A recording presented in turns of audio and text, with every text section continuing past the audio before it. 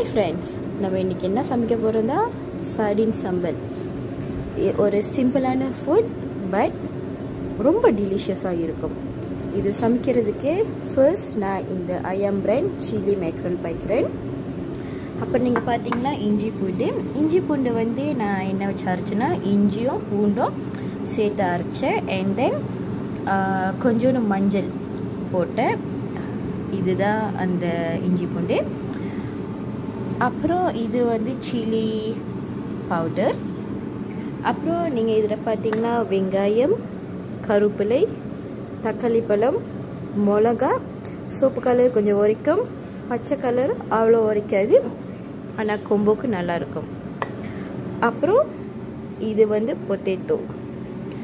அப்புறம் புளியை வந்து நான் கரைச்சி வச்சுருக்கேன். இதுதான்.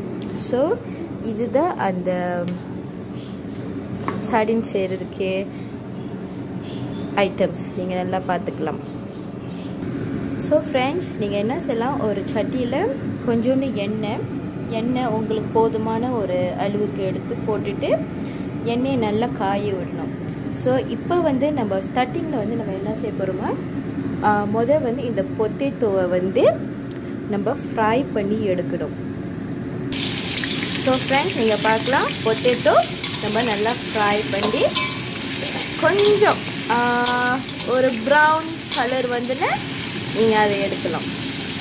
ஸோ ஃப்ரெண்ட்ஸ், நீங்கள் நல்லா பார்க்கலாம், இந்த மாதிரி ப்ரௌனாக வந்த கையோடு நீங்கள் என்ன செய்யலாம், எடுத்துட்டு கையோட நீங்கள் என்ன பண்ணால் இந்த சாடினை வந்து நான் திறந்து அழகாக அதோட முள் அது எல்லாத்தையும் நான் எடுத்து அழகாக ஒரு மங்களை போட்டுருவேன். ஸோ ஃப்ரெண்ட்ஸ், இப்படி தான் இதில் நீங்கள் வச்சிடலாம். நெக்ஸ்ட் நீங்கள் பார்த்தீங்களா, வெங்காயம், கருவேப்பிலை அண்ட் மிளகாய் நீங்கள் போட்டு நல்லா வறுக்கணும். இது நல்லா நீங்கள் ப்ரௌனாக வரைக்கும், வெங்காயம் ப்ரௌனாக வரைக்கும் நீங்கள் நல்லா வறுத்தெடுக்கணும்.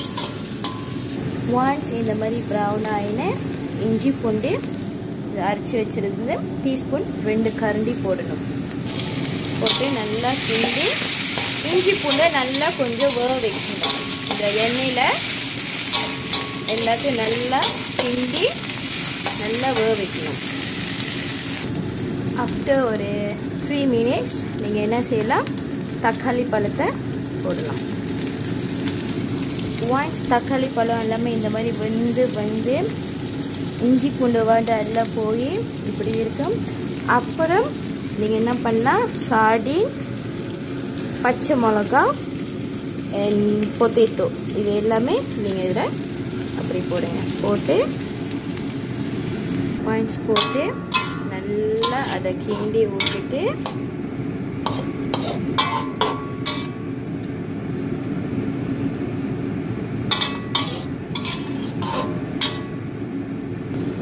ஒன்ஸ் நீங்கள் அதெல்லாம் போட்டு இந்த மாதிரி கொதி வந்த கையோடு நீங்கள் என்ன பண்ணணும், 2 கரண்டி மிளகாத்தூள் நீங்கள் போடணும்.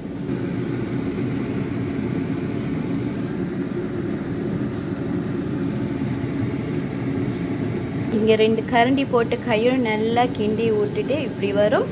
அது வந்து கொஞ்சம் ஒரு 1 to 2 minutes கொஞ்சம் நல்லா வேக விடுங்க. அது முடிஞ்சதான் நம்ம தண்ணி ஊற்றுவோம். இப்போ வந்து நல்லா கொஞ்சம் வேகட்டும். அது ஸ்லைட்லி நீங்கள் பார்த்தீங்களா கொஞ்சம் எண்ணெய் கொத்து வரும். ஒன்ஸ் வந்த கையோட நீங்கள் கொஞ்சம் தண்ணி ஊற்றலாம். தண்ணி வந்து depends on you. So friends, அது கொஞ்சம் நல்லா எண்ணெய் கொத்து வந்துருச்சு. அப்புறம் தான் நான் என்ன செய்வேன், கொஞ்சமான தண்ணி ஊற்றுவேன்.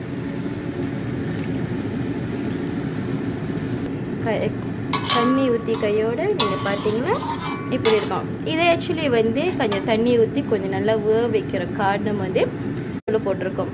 ஸோ அந்த மிளகாத்தூள் வாடை எதுவுமே எடுக்காமல் ஒரு நல்ல ஒரு குட் ஸ்மெல் அண்ட் ரொம்ப ஒரு நல்ல ஒரு மனம் கொடுக்கணும்.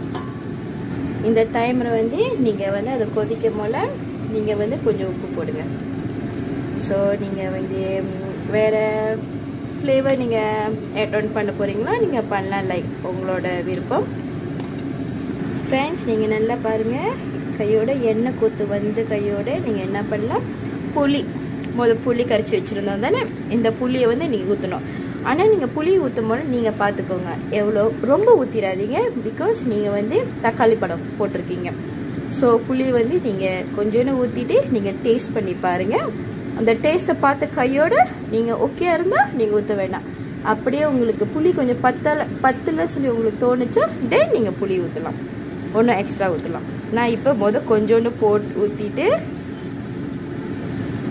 ஸோ நான் டேஸ்ட் பண்ணி பார்த்ததுக்கு எனக்கு புளி உப்பு எல்லாம் கரெக்டாக இருக்குது, உரப்பு எல்லாமே கரெக்டாக இருக்குது. இப்போ உங்களுக்கு உரப்பு பத்தலையா, இந்த டைமில் நீங்கள் என்ன பண்ணலாம், பச்சை மிளகா சோப்பு மிளகா கொஞ்சம் கிள்ளி போடலாம்.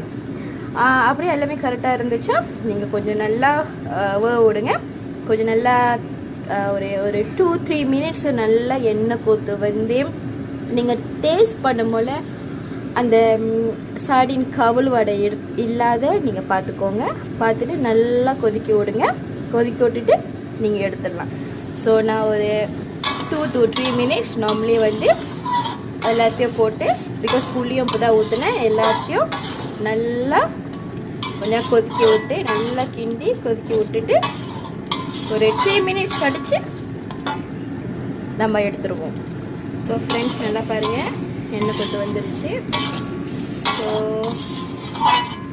நல்லா கிண்டி ஃபைனல் ரவுண்ட். ஓகே, இதுதான் சார்டின் சம்பல்.